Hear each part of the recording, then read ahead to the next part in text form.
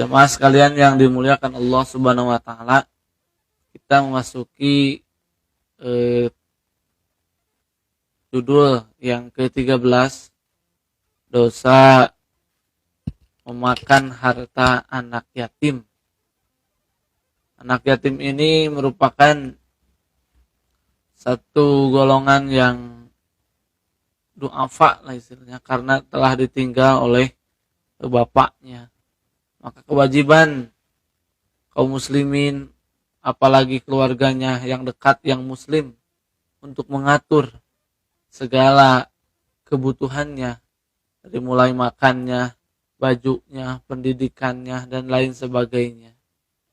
Maka ikhwatul iman rahimakumullah, dengan hadirnya istilahnya rumah-rumah yatim, mereka mengamalkan hadis Rasulullah Sallallahu Alaihi Wasallam. Dalam riwayat Bukhari, Rasulullah Sallallahu Alaihi Wasallam menyatakan, "Ana wa kafilul yatim."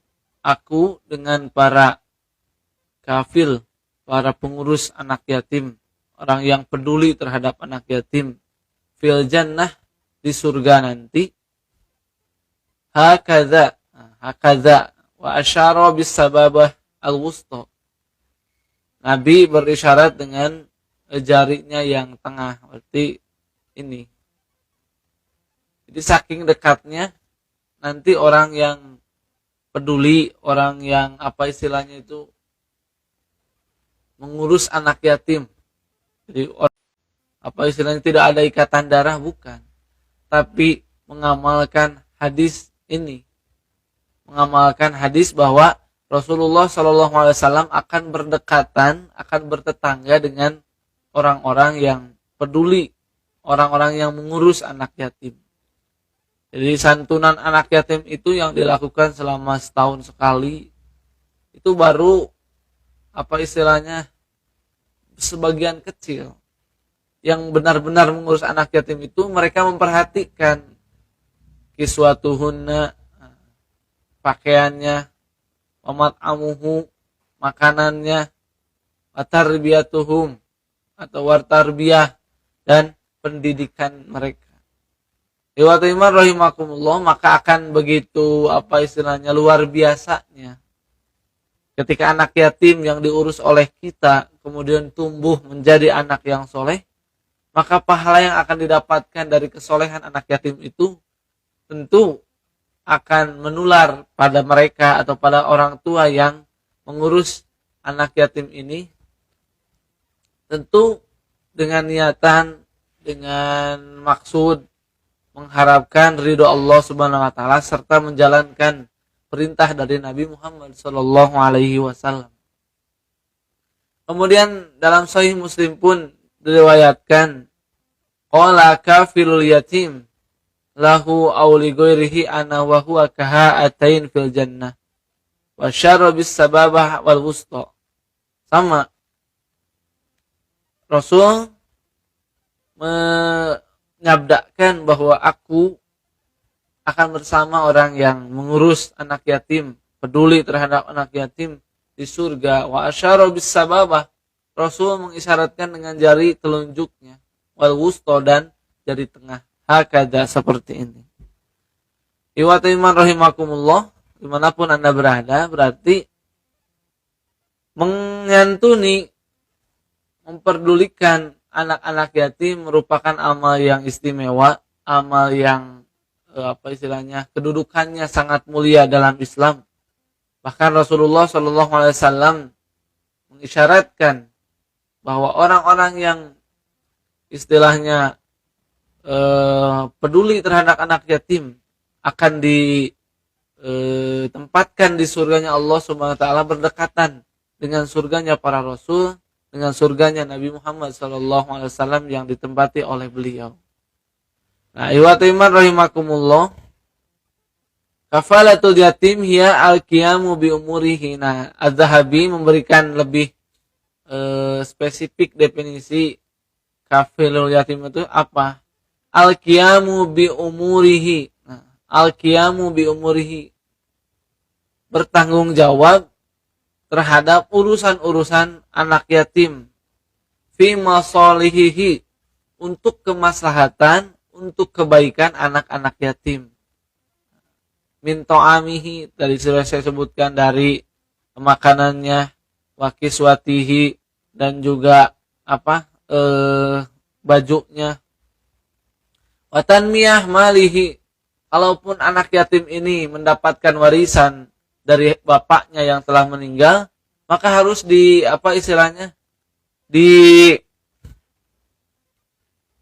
tanmiyah, digolangkan atau dikembangkan harta anak yatim. Wa in kana lahu malan, atau wa in kana lahu malun, jika dia memiliki harta. Wa in kana la mala lahu, kalaupun anak yatim itu tidak punya harta warisan dari bapaknya yang telah meninggal, anfik alaihi, maka infakkan, keluarkan harta kita, wakasahu, kemudian juga merawatnya, ibtugha'a wajhillahi ta'ala, dengan mengharapkan wajah Allah subhanahu wa ta'ala, dengan mengharapkan pahala dari Allah subhanahu wa ta'ala. Nah, iman rahimakumullah, berarti persoalan mengurus anak yatim ini bukan hanya sebatas memberikan istilahnya uang, atau hanya rutin 1 tahun sekali. Memangnya anak yatim hidup hanya setahun sekali, begitu istilahnya.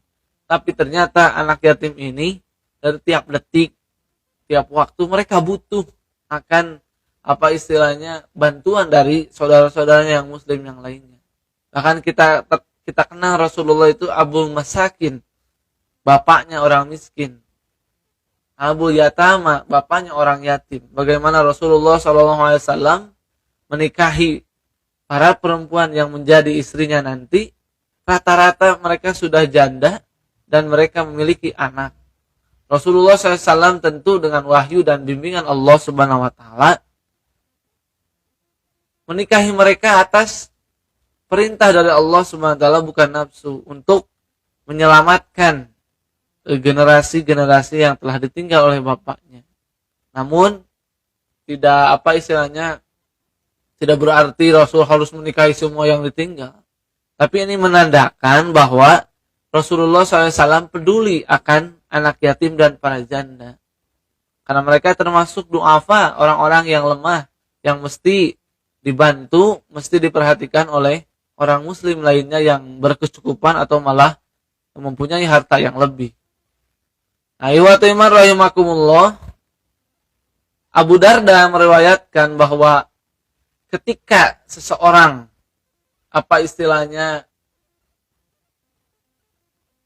mengusap rambut anak yatim ini bisa melembutkan hati. Jadi di antara metode ataupun cara untuk melembutkan hati, di antaranya santuni anak yatim atau usap kepala mereka. Nah, waqala rajulun li Abi Darda, seorang laki-laki pernah bertanya kepada Abi Darda radhiyallahu an, "Ausini, wasiatkan kepadaku, biwasiyatin, dengan satu wasiat." Qala, maka Abu Darda menjawab, "Irhamil yatim." Rahmatilah atau sayangilah anak yatim, dan dekatilah olehmu, wa at'imhu min ta'amika, dan berilah makan dari makananmu. Fa inni sami'tu Rasulullah sallallahu alaihi wasallam, maka aku pernah mendengar Rasulullah sallallahu alaihi wasallam, atahu rajulun yashtaki qaswah qalbahu atau qaswata qalbihi, seorang laki-laki yang curhat mengadu kepada Rasulullah SAW tentang kerasnya hati orang tersebut. Faqala Rasulullah sallallahu alaihi wasallam, maka Rasulullah SAW bersabda, "In aradta, jika kalian ingin atau jika engkau ingin, an yalina qalbuka, hatimu agar lembut, fa'adnal yatim, maka dekatilah anak yatim. minka di antara kamu di daerah kalian gitu. Wamsah ra'sahu, kemudian usap kepalanya, wa'at'imhu, dan berikanlah makan min ta'amika dari makananmu. Fa inna dzalika yalinu qalbak, maka hal itu bisa melembutkan hatimu, ala wa taqdiru ala hajatika, dan bisa memberikan solusi atas kebutuhanmu. Nah, iwatu iman rahimakumullah, jadi salah satu untuk membuat hati kita lembut, membuat hati kita lunak, diantaranya yaitu menyantuni, mengusap anak yatim, peduli terhadap anak yatim, bagaimana mereka hidup tanpa ada tanggungan dari kedua orang tuanya ataupun orang tuanya yang telah meninggal atau bapaknya yang seharusnya memberikan rezeki atau memberikan atau mengupayakan rezeki untuk anaknya, tapi berhubung Allah Subhanahu wa taala memanggilnya lebih dulu, maka anak tersebut tidak ada lagi yang mengurus, maka kewajiban kaum muslimin yang lainnya untuk menjaga, mengurus serta membimbing anak-anak yatim tersebut. Maka kita doakan mudah-mudahan rumah-rumah anak yatim, panti asuhan yang mereka istilahnya membuat khusus lembaga ataupun tempat yang diperuntukkan untuk anak-anak yatim ini mendapatkan keberkahan serta keridhaan Allah Subhanahu wa taala. Kemudian orang-orang yang istilahnya belum tergerak hatinya untuk menyalurkan sebagian hartanya untuk anak-anak yatim, semoga Allah Subhanahu wa taala segera membuka hati mereka, karena anak yatim membutuhkan pertolongan dan juga santunan dari mereka. Iwatu iman rahimakumullah, jika kita memperhatikan tadi hadis dari Rasulullah sallallahu alaihi wasallam bahwa orang yang peduli mengurus anak yatim, mereka akan ditempatkan di surganya Allah Subhanahu wa taala, dekat dengan Rasulullah sallallahu alaihi wasallam. Bahkan dalam hadis riwayat At-Tabrani, ada seorang ibu-ibu mendahului Nabi masuk surga. Kemudian perempuan itu ditarik, ditanya oleh Rasulullah SAW, man laki wa man anti, atau malaki wa man anti, siapa kamu, kok berani-beraninya, gitu kata Rasul itu, mau ingin masuk surga duluan, padahal kata Rasul, ana awalu mayuftahu babul jannah, padahal aku adalah orang yang pertama kali yang berhak untuk masuk ke surganya Allah Subhanahu wa taala.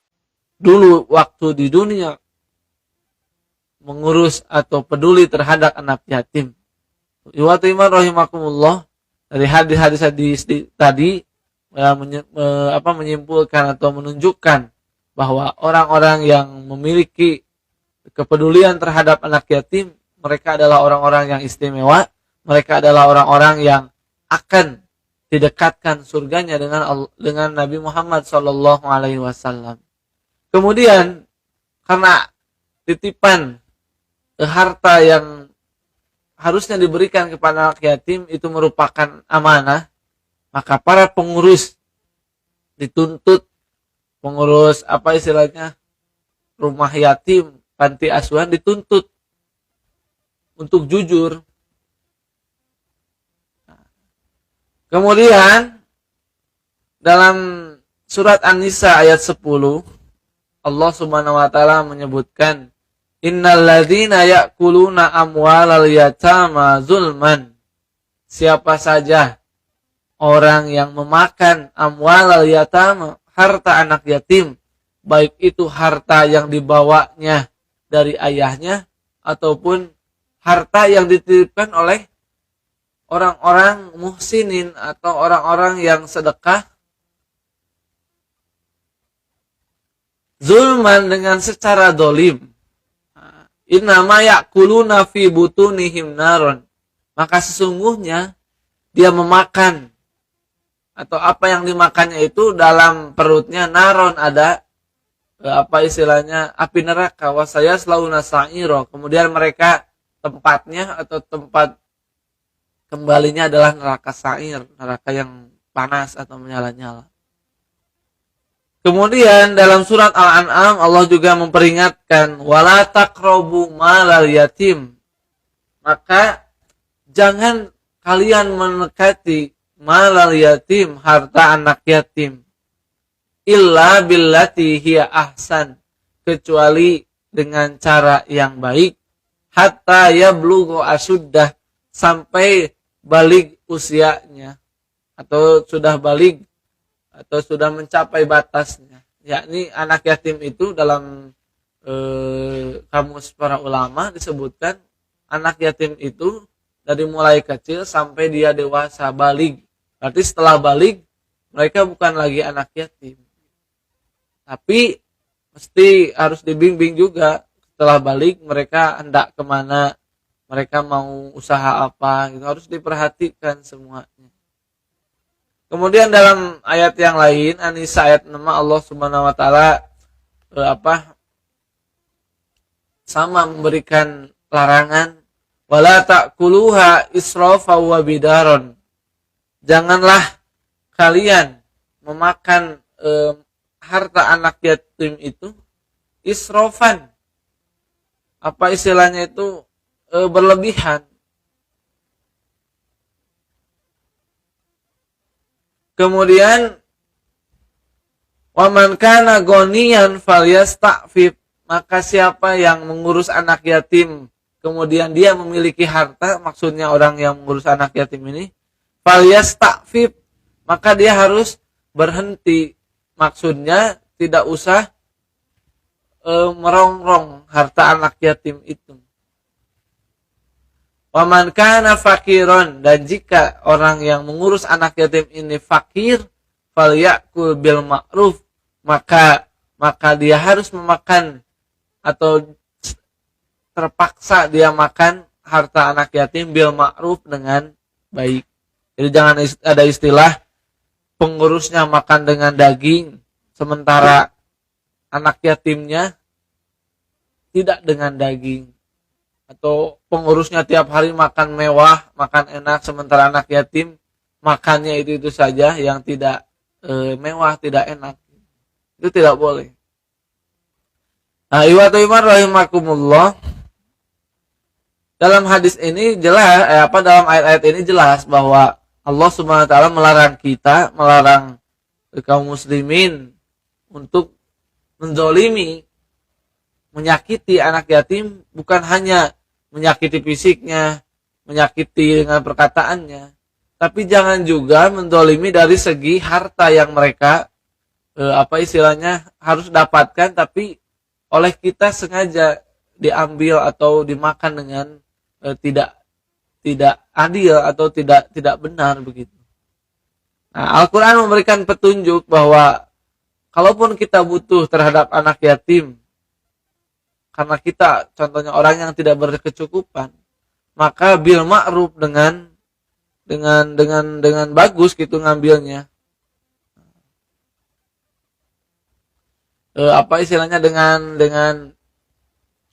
Dengan cara yang ma'ruf, dengan cara yang diperintahkan oleh agama.